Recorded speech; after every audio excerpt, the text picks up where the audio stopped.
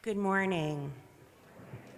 I'm Jess Jonas. My pronouns are she and her, and I'm a member of this congregation and also a worship associate at the Unitarian Universalist Area Church here at First Parish in Sherburne. Welcome to this house of worship. May you feel welcome here and be held in the presence of the holy. May you find nourishment here to fill your deepest hungers. May you feel the warmth of this community surrounding you, holding you, healing you. May you reflect on the mystery that surrounds us and share blessings for the great mystery that lies ahead.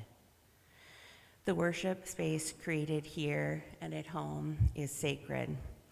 Let us see the sacred in each other. We are a community, a human family, worn and broken and healing and hoping. Bring all that you are and all that you love, and rest a while. May we find peace in our presence here together.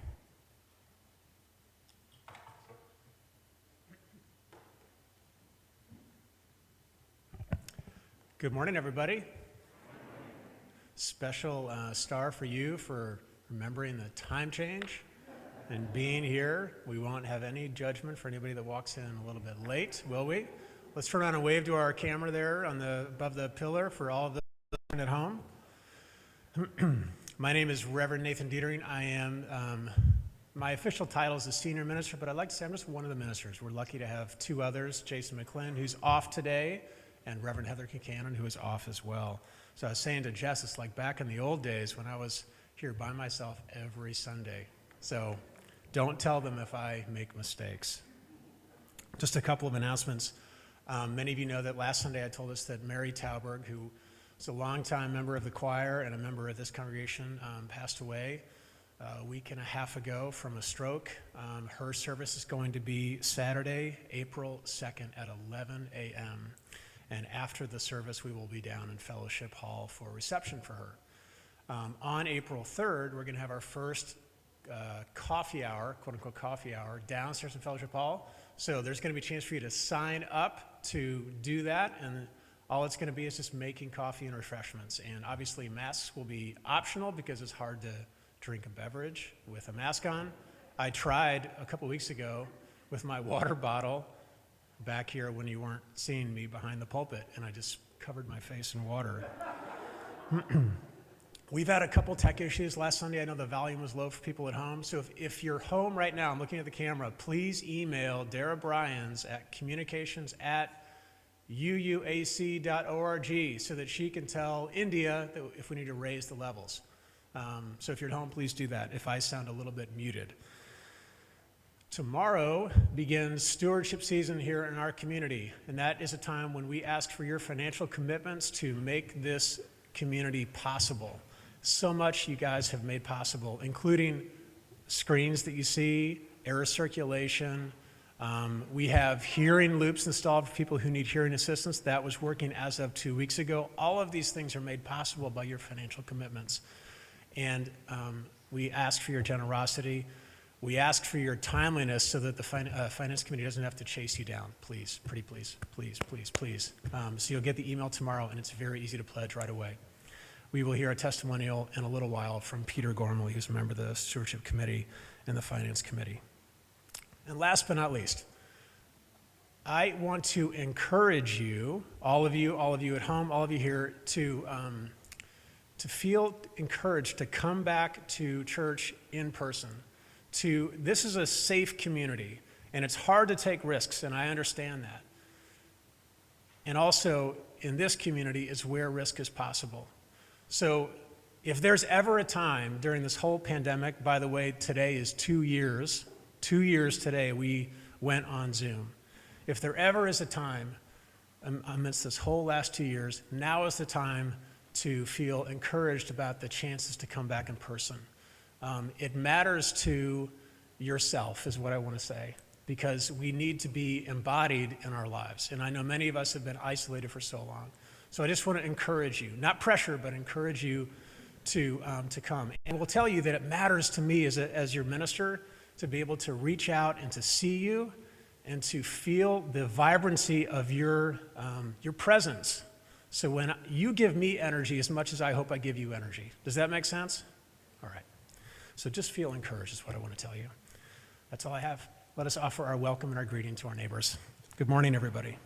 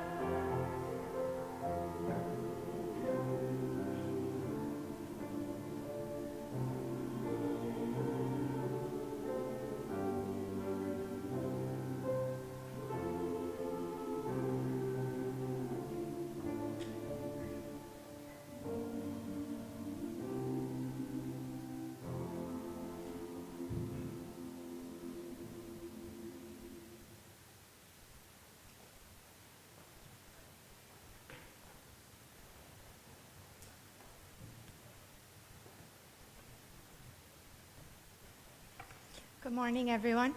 My name's Jenny Bro, and I'm a worship associate here at UUAC. This morning, our opening words will be responsive, and you can see them on the screen behind me. Love cannot be bought or sold. It does not make profit. Love dives deep. Love touches and weeps and feeds and creates.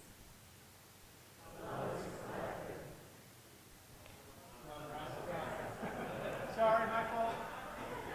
Love apologizes. Love corrects. Love pays reparations.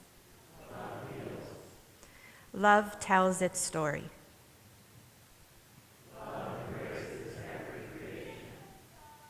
Love holds us collectively.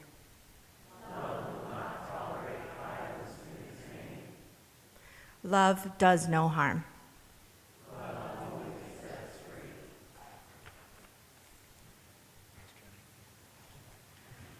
Friends, it's my pleasure to invite us to rise in body or spirit and invite us, even tell us to sing Circle Round for Freedom. The lyrics are up on our screens, also 155 in the gray hymnals.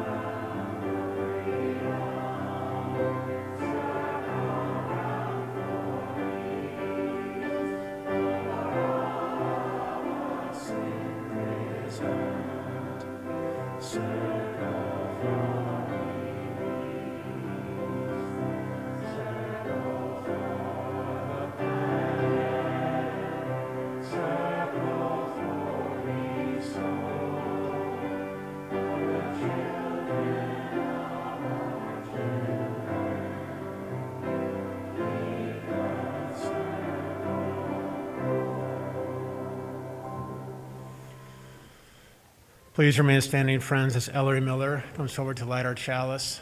And we say together, our covenant, both are expressions of our life and our faith here in this community.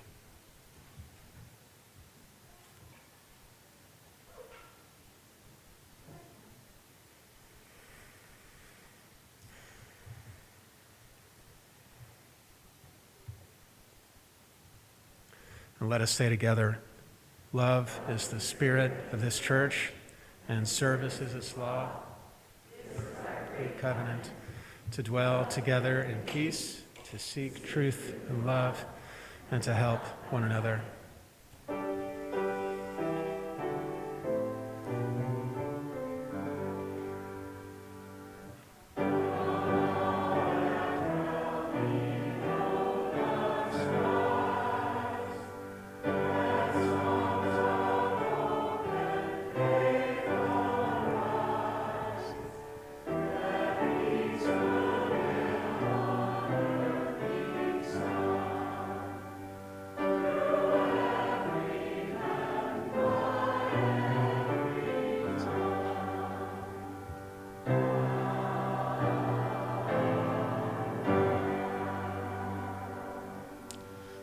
Thank you. Please be seated.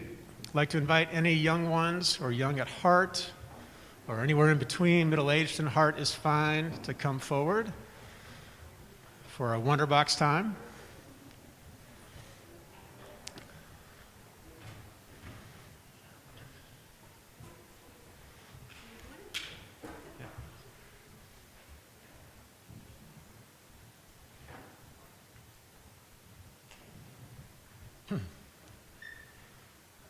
Good morning, everybody. Good morning, everybody. So today we have a special guest to offer our Wonder Box. Who's this? Everybody, who's this? So if you're new, this is Dara Bryans. Dara's a longtime member, also longtime staff member, membership coordinator. This is the amazing person that writes up the email that I know you look forward to reading every Friday, right? Yes. Okay. All right. So Dara's gonna. I asked her to do Wonder Box. She said I would love to do it. So here she is. So excited. I'm just so excited to do Wonder Box today, guys. Does somebody want to open it firsthand? Hi, Brennan.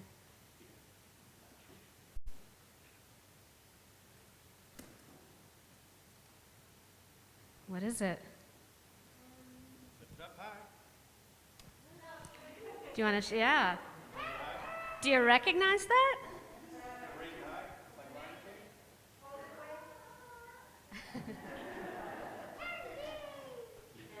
What a weird thing in the Wonder Box, right? Thanks for your help. We appreciate it. So, the candies had a long history here at the church. And while a lot of you think that I'm the keeper of the candy jar, I'm not the original keeper of the candy jar. I know! Can you believe it? There was somebody before me, and her name was Kate Holland. And when I first started coming to the church, I had two little kids. They were 2 and 4 years old, and they had a hard time in life in general, and they said they had a black cloud over their head, and they didn't want to come to church. But in Kate Holland's office, there was a candy jar. And my kids would be so excited because life was hard, but they knew they could go to Kate's office. They knew they could take a piece of candy, and Kate would have a smile and a nice word for them. And it was just a little thing, but for that moment, it made life better. So today, we have an amazing story, and India is going to put up. Do you know this story? It's about candy. It's called The Candy Dish. And, but you guessed, yeah. It was sort of a giveaway having the candy dish in the box, right? So this is written by Kobe Yamada and illustrated by Adelina Lirius. And the pictures are really gorgeous. So the story begins. There once was a child who was like nothing the world had ever seen. So in this way, she was just like every other child. And one particularly memorable morning, she received an odd little object. It was an oval dish, simple, with a welcoming little handle that just dared her to open it. The little girl lifted the lid and discovered it was a candy dish. She picked up the piece of candy, she looked at it, sniffed it, touched it with the tip of her tongue, and then popped it into her mouth. It was the most marvelous thing she had ever tasted. It was like a summer day, playfully running through the sprinkler, laughing, laughing, laughing, while drops of water tickled her face. She devoured it quickly and immediately wanted more. But when the girl went to lift the lid again, it wouldn't budge. She tried harder and harder still. She pulled on the handle with all of her might, but it wouldn't move. She shook it. She twisted it. She tried prying it open. Still, nothing worked. She really wanted more. It was all she could think about. The girl couldn't see how lucky she was to have received the dish in the first place. Instead, she felt sorry for herself.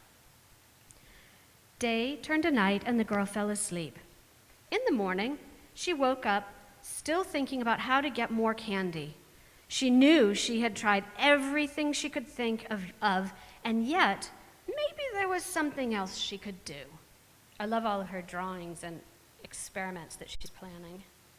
Nathan, power tools.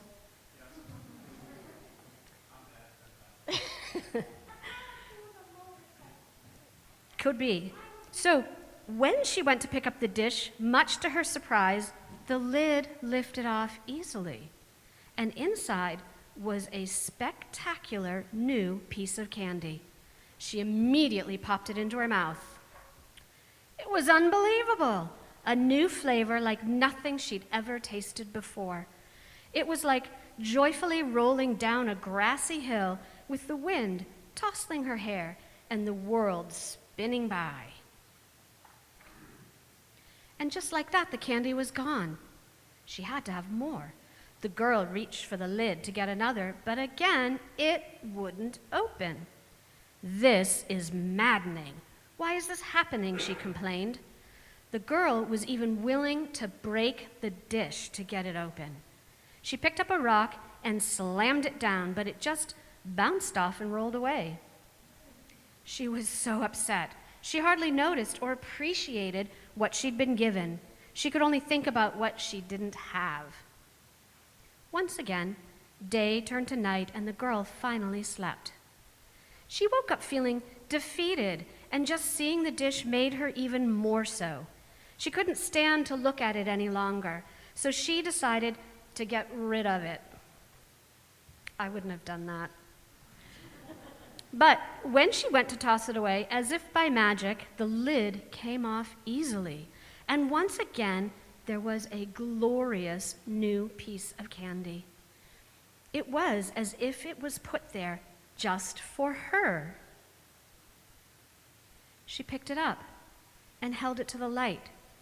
She noticed that simply by the way she looked at it, it seemed to sparkle and shine. She wondered if she'd ever seen anything more beautiful. The girl placed the candy gently on her tongue and softly closed her eyes. Her lips curled up at the edges. The taste was indescribable. It was familiar yet brand new. It felt like a warm, loving hug, while at the same time she was filled with joy and excitement, much like setting off on a new adventure. This time she wanted to make it last. She rolled it around in her mouth, delighting in the wonderful flavors and textures. She wanted to remember every bit of it. The girl wore a smile on her face, but also in her heart, grateful for this amazing gift. Sorry, I didn't read that one very well. She was grateful for this amazing gift. As she grew older, the girl came to discover that each and every morning a new piece of candy somehow wondrously appeared in her dish, and each one was completely and deliciously unique. She realized she didn't need more. If there were more, would she appreciate each one nearly as much? Would it be as special or taste as sweet? The girl thought to herself, each day is much like this. Each day is a gift with a bit of magic. It's ours to enjoy, to taste, to experience. And because she didn't know how many candies were in that miraculous little dish, she savored each one as if it were her last. And that's the end of the story. So, I know the candy dish is a small thing that the church does each week, but we do it because of what she said. Each Sunday you come and you take a piece of candy.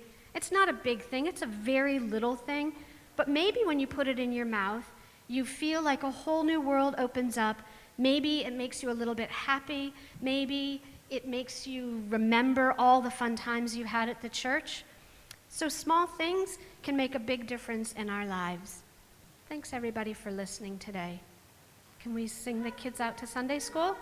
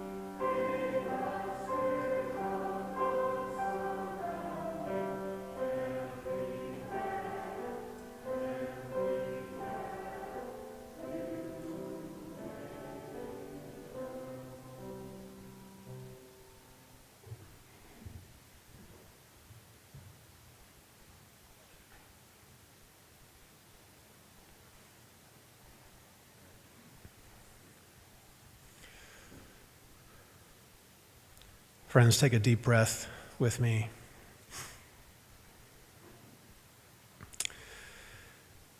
Feel yourself inside yourself.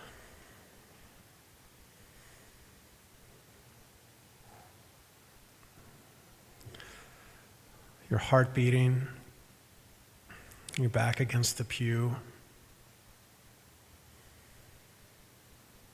the floor beneath your feet. You are here. You are alive. You are loved.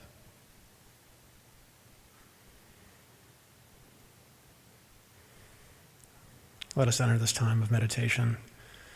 As we sing together, "There Will Be a Light."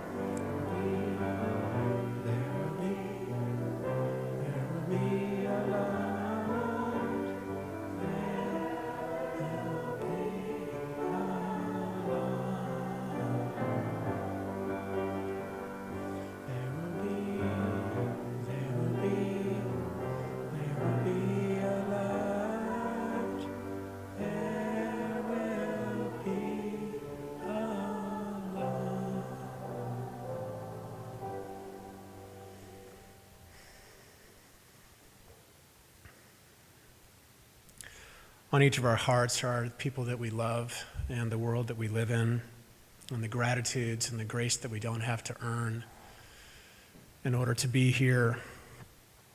I call these prayers. You may have a different word. The words don't matter, the intention does. So our prayers for loved ones this morning, from Jeff Brown for his wife Amanda's father. His name is Buddy Christie, who was diagnosed with cancer of pancreas and the liver this week. We hold Jeff and Amanda and their family.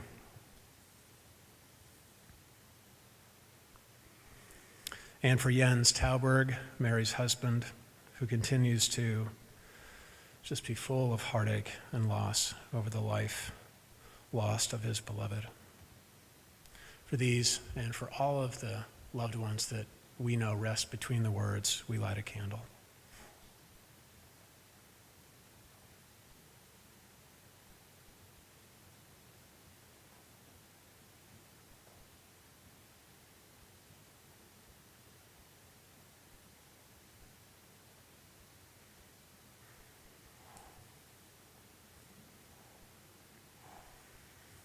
Anonymous prayer for our LGBTQIA plus youth and adults who need our love and prayers, especially now.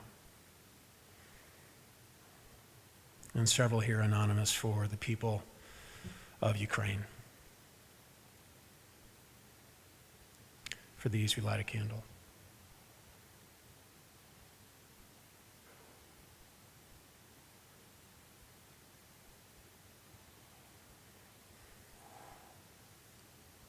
And last, friends, our gratitudes. From Maria Kempner, our board president, for each and every person giving their time and talent and treasure to make this church community the wondrous, amazing place that it is. We could not do it without you. And another for college students home from spring break. I see a couple. Mine is back home, probably still sleeping. For the teachers and the staff and the administrators of all the schools, for all of them taking a well-earned break. And I just want us to think of one thing that's happened to you this week that you are feeling just grateful for. Just hold it in your mind as we light a candle.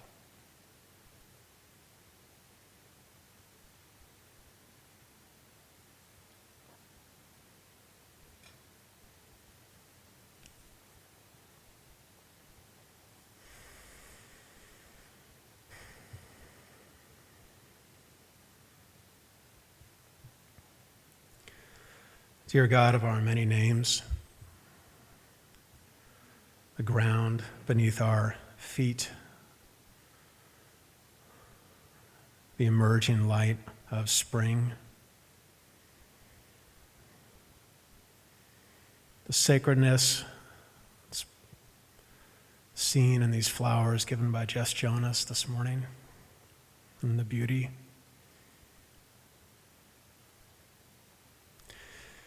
Each of us, you and I,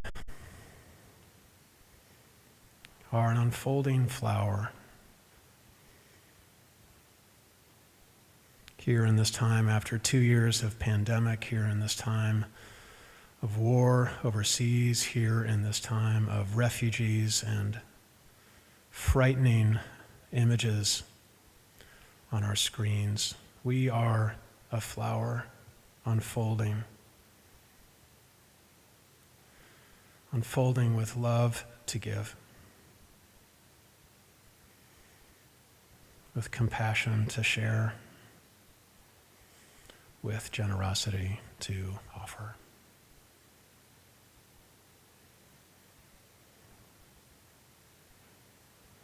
Let us be held, friends, in our unfolding beauty that is yours.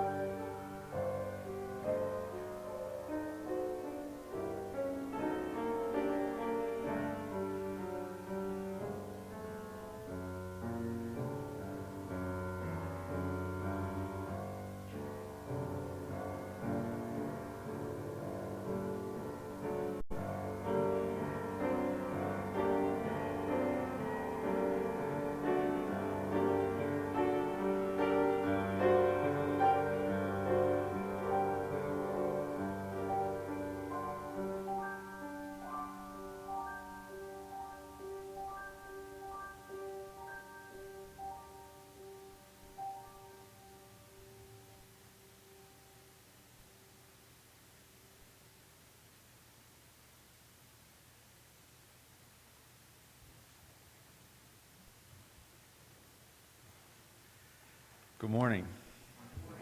How do I follow that? My name is Peter Gormley. I'm a member of this congregation since 2004 and a member of the Fun with Finance Committee, emphasis on, right, Kevin? So before I go into what I wrote, I'm just reminded that like the music here is a really important part of why I love this place. And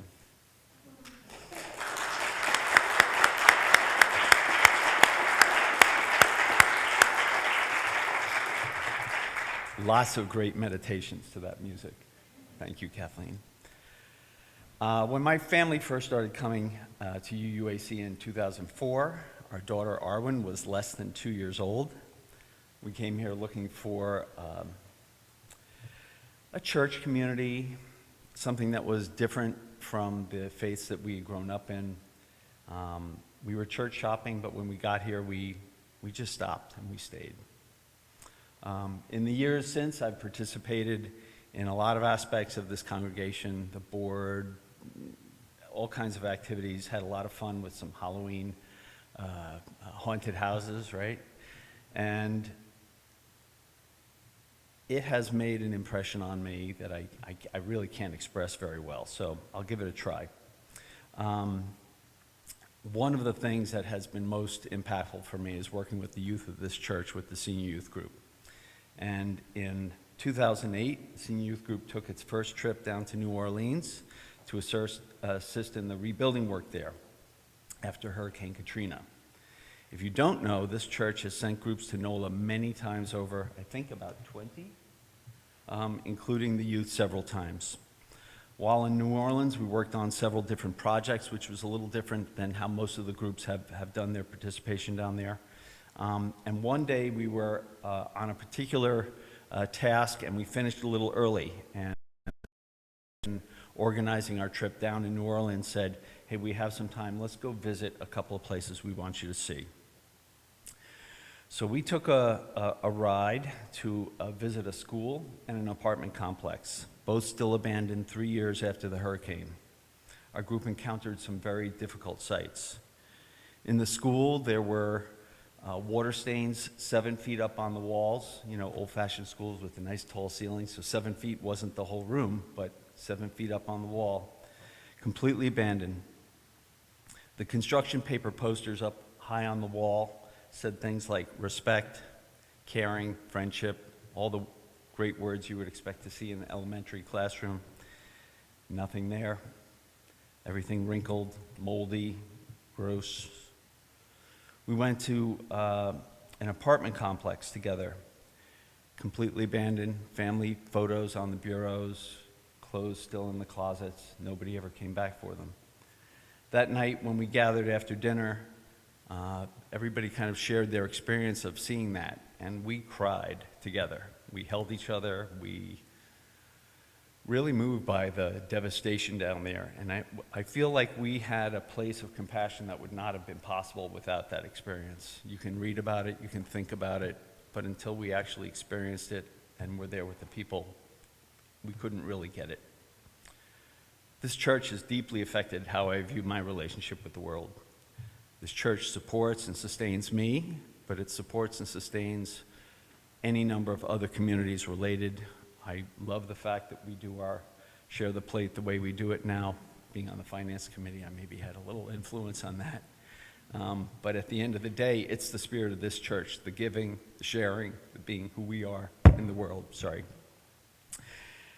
My daughter Arwen is now a freshman in college. I watched her fence yesterday at Princeton University, drove back this morning to be with you all because of poor planning on my part.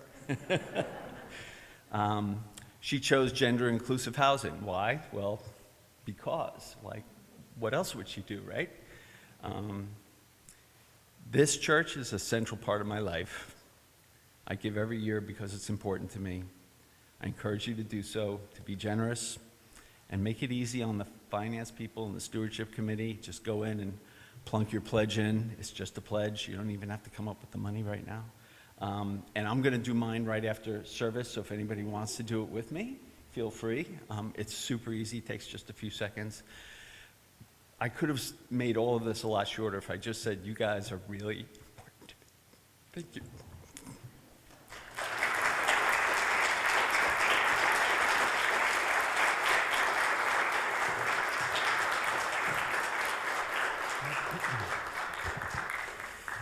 Thank you, Peter.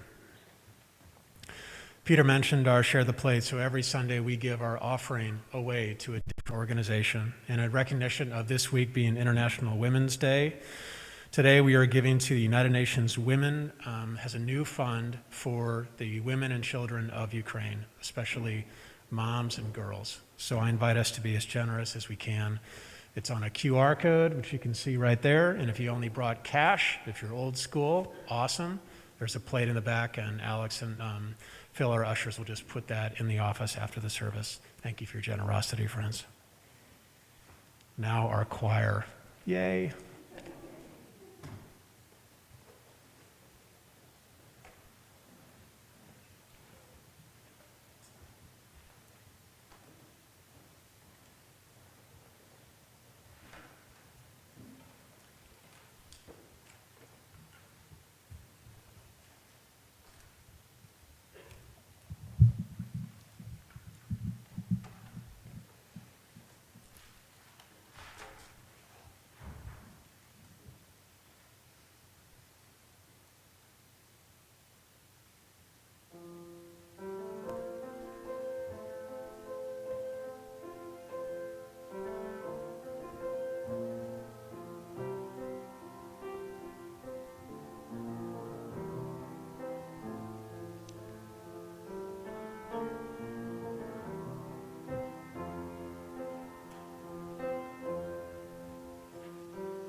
Hearts open, minds awake, change us now for heaven's sake. Leave us not alone in hatred's wake. Show us how to love, show us how to love, show us how. Show us how to love.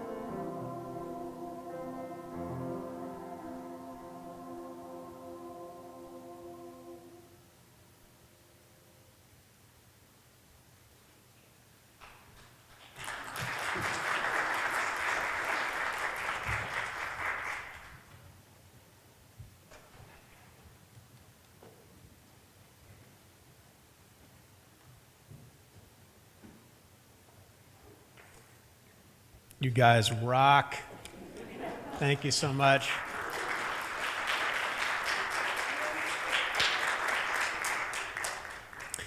Friends, if you're new, if this is your first Sunday, I know we have a few folks that your first Sunday, welcome to you. I share these words I'm about to share every time that I offer a sermon with you, not to you, with you.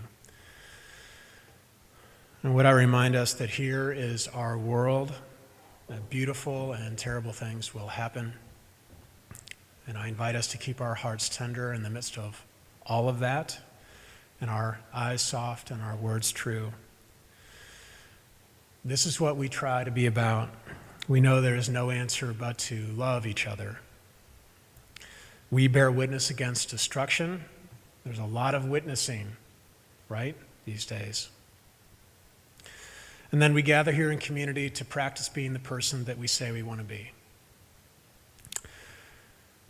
We cannot do everything, but we can do something, and that something is never nothing.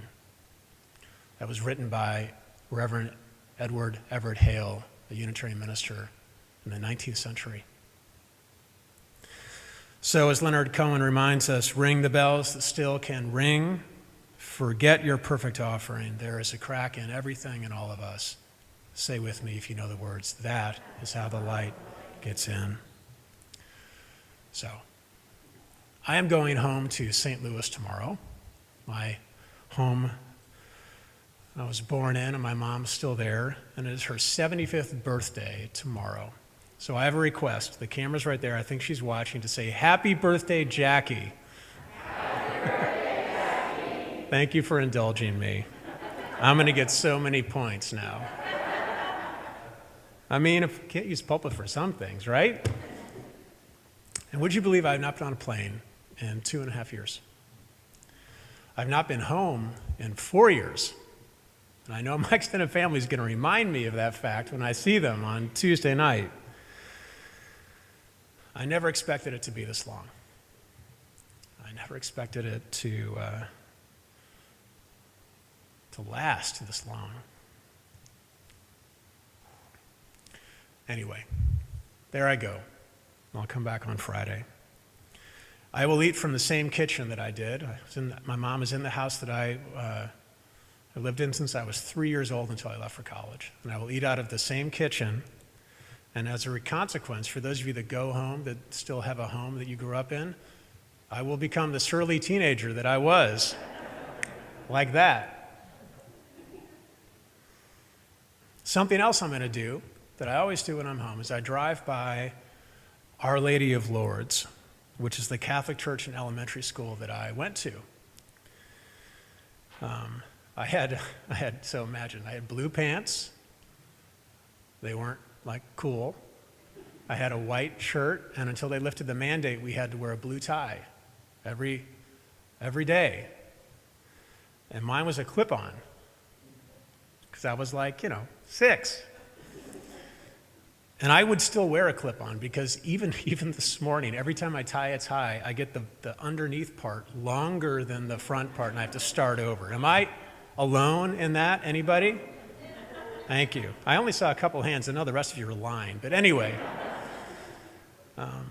we had a name for the school when we were kids. Would you like to know what it was? It was called the Blue God Box. Why? Because it was built in the 60s, man, and ugly was cheap. The church was beautiful. It is beautiful. It's like stone and wood. But the school, which is next to it, is cinder block, and it's wrapped in like a for sale metal blue sheeting that they wrapped the whole building in. And the color is not that far off from the robe that Mary is depicted as wearing in the 12-foot painting of her holding baby Jesus in the entryway of the school. She is white-skinned, and she has blue eyes, just like Jesus does. I mention this because last week we voted on the 8th principle as a congregation. Of course, Mary and Jesus were Middle Eastern. They had brown skin. But the 8th principle asks us as a community to reckon with our racism as a culture, as a community. and to embrace multiculturalism. And I'm thinking about that painting and the way that it normalized for me how white, the way that I look, is the normal way to look, right?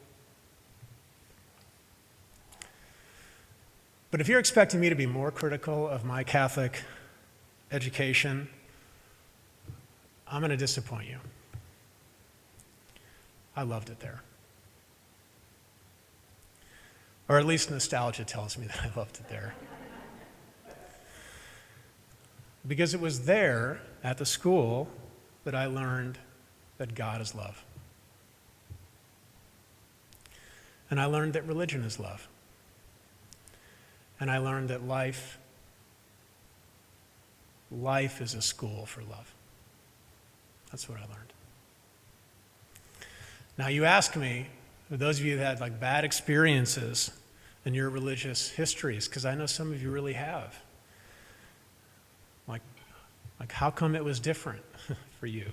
And all I can tell you is that even though we did have some really tough nuns and some terrible priests, it's there that I learned that religion and community, which is what we are, one thing that we do at our best, and Peter, you talked about this, is practice the simple act of coming up alongside one another. The simple act of coming up alongside one another. Out of our aloneness, out of our isolation, out of our prickliness, out of our anger, out of our fear, out of our awkwardness, out of our judgment. Just to come up alongside each other. And I was thinking about this yesterday, the examples. I'm remembering that I got in a fight with Billy Diamond on the playground. And Sister Luna, I was ready for detention, and she brought us down to this dim cafeteria, and she said to each of us, "What made you so mad about each other? What would it require you to go back and play kickball without further fists?" It was like the 70s version of restorative justice right there in that cafeteria. And then I was thinking how in the 6th grade, and some of you old enough will remember this moment, they brought a TV screen, rolled it in, you guys, this big box, to watch Space Shuttle Challenger take off. I'll never forget it. We're all there in the classroom, Father Kevin, and the space shuttle explodes before our eyes. 6th grade. There's kids begin to cry. We're all silent. And the priest, Father Kevin, he wore a St. Louis baseball Cardinals hat wherever he went, and a flannel shirt over his priest shirt. And he told us that God never meant for that to happen. God never meant for that to happen.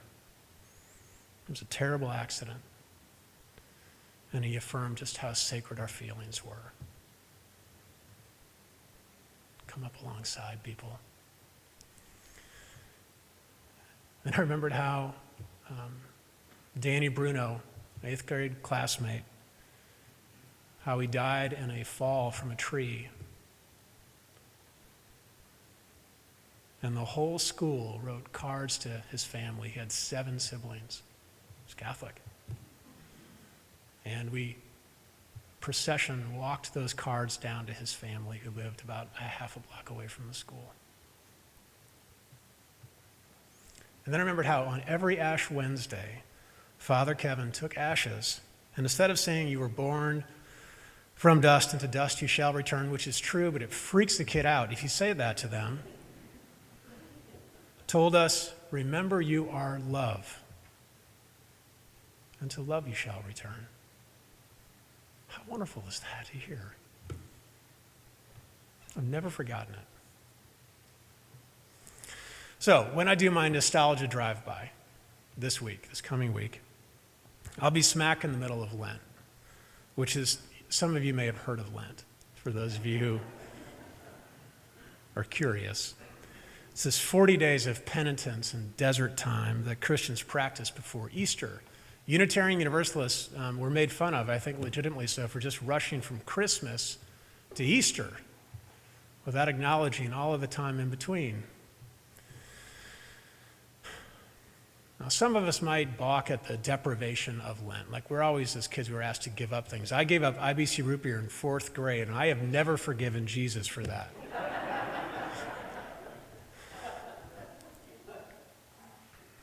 But anyway, we might just kind of resist the denialism, right? The punishment, the sort of whiff of punishment. But regardless of whatever you sort of feel or think about, whatever stripe of religion you might have, how we've been living the last couple of years has been like a never-ending Lent. Like a never-ending desert time, right? We've had to pare our lives down to the most basic things. And Easter has felt so, like it keeps getting moved, you guys. Right? And some of you told me, I'm tired of thinking about the pandemic. I'm tired of hearing about it. And I totally get it. But the point is, we're still feeling the impact. And one thing that we do in church communities, we try to talk about things and notice the feelings that are beneath the surface.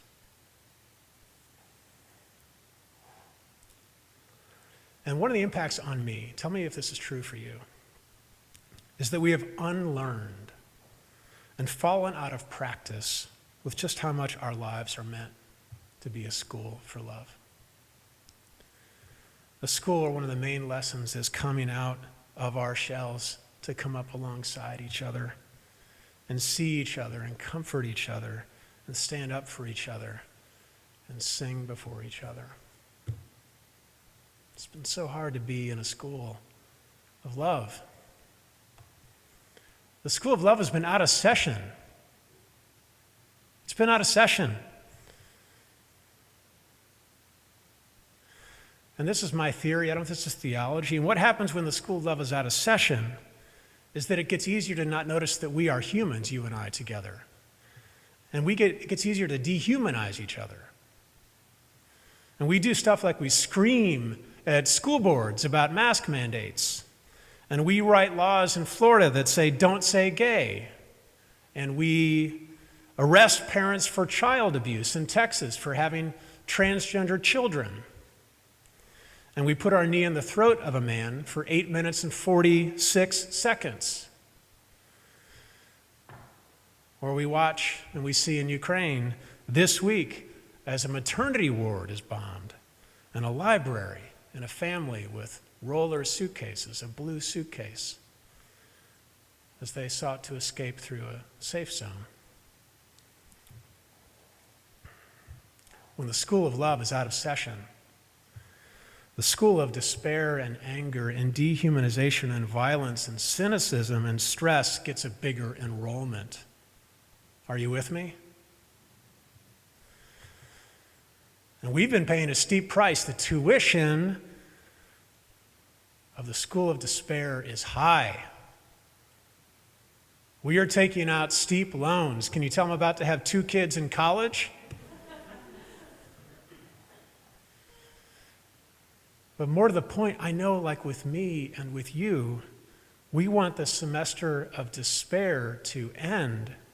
And after a well-deserved break in a warm place with, just imagine, like palm trees and those drinks with the umbrella, that we can re-enroll after that break. We can re-enroll in life. Because life is a school for love. I got my own chance to re-enroll recently. Would you like to hear about it? Dara tells me that I talk too long. I do. Would you like to hear about it? Okay. Sorry, Dara. She's like, what the heck, Nathan? By the way, as your minister, I get to go to the School of Love all the time because on your behalf, I get to come up alongside people. I do. Thank you for that. We say here that love is the spirit, but you know what else is true? Love is the lesson. Love is the lesson. Sometimes we are teachers and sometimes we are students. Okay. So I'm in the FOS room. It's sort of like my new office, which is over there. I have another office there, but I've annexed the big room. And the reason I've done that is that during the mask mandate times and the consignment store, I just want to kind of keep an eye on things. And so, as you know, if you've been back here, there's a long hallway, right, that runs. So I'm there working on my laptop, and I see this figure of a man walking through the hallway. I don't have I need glasses. So all of you are a little bit blurry, and I don't have my glasses on in there, so I kind of see this blurry figure coming toward me. And he's got a hood on, and he's got a mask on, and I'm thinking maybe this guy's here to install like another screen or hearing loop, or I don't know. So maybe he's a cell guy, but he comes up to the glass of the FOS room, and I've got the doors closed, and he waves at me like I should know him. And I'm wary. I mean, the 2 years have made me wary.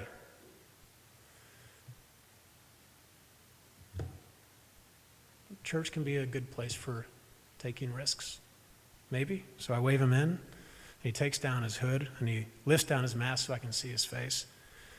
And he says, "Pastor, it's me, Joey." Now, some of you might remember Joey. I preached about him like 2 weeks before we went on Zoom, about how on the Christmas Eve, so 2019, I can't even keep track of time anymore, 2019 Christmas Eve, on my way to church I live in Holliston, so it's the Dunkin' in Holliston, and I stopped there because I got to get cards for the kids, and how I saw Joey, who had always come before that to ask me for money and ask me for cards. I saw him at the Dunkin' Donuts, and I told you that I pretended not to see him because I wanted to avoid him asking me for stuff. And I had to get here to talk about a baby and welcoming the stranger. I had other important stuff to do. Do you get the contradiction?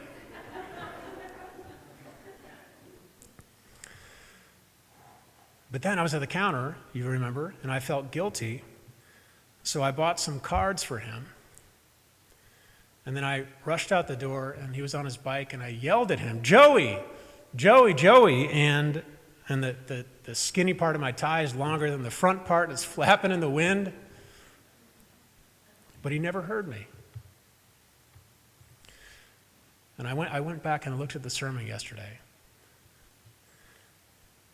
And you will remember, if you were here to hear that sermon, that I promised you that if he came back, I would give him those cards and that I would talk to him rather than just ignore him. Do you remember that promise? But then the pandemic hit, and I mean, what the hell? I thought I would see him riding his bike on 16 sometimes, but, it wasn't. And I just wondered if that was just one of the people that COVID took, this guy. I knew he's a smoker because I could smell it on him. So Joey, wow. Hey, Pastor, how you been? He's got a Boston accent. I'm not going to try to do it, but because it turns into like a New York accent, sort of. He's like, "How you been?" I'm like, how do you answer that question? I don't know. Not good? I said, "But how you been? Like, last time I saw you, I don't know if you knew, but last time I saw you was Christmas Eve, 2019. And Pastor, he kind of ignores me and he says, "Look," and he pulls out a flip phone. Kids, for those that are here, flip phone. Ask your families. It's hard to explain, but it's a flip phone. You flip it up. It's very old school. And he points to the arrows to flip through the photos. And then he shows me a flip phone of him holding a baby.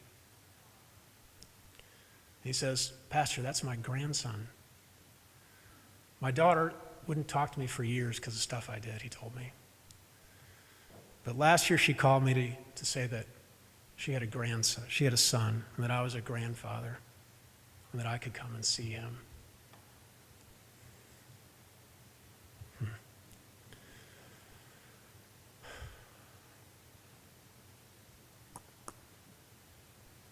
Life is a school for love. That's amazing, Joey.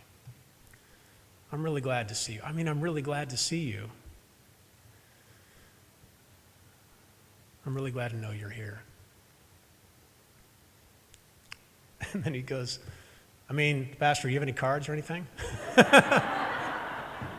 Doesn't miss a beat. Hey, man. Absolutely I do. Absolutely I do. And on the way down the hall to my office, I tell him about Christmas Eve, and I apologize to him. I tell him,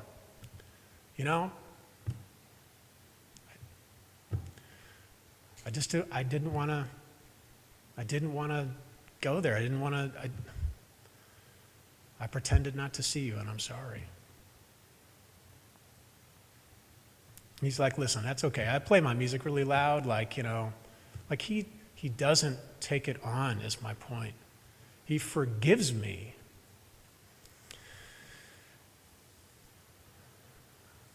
And I give him all the cards, you guys.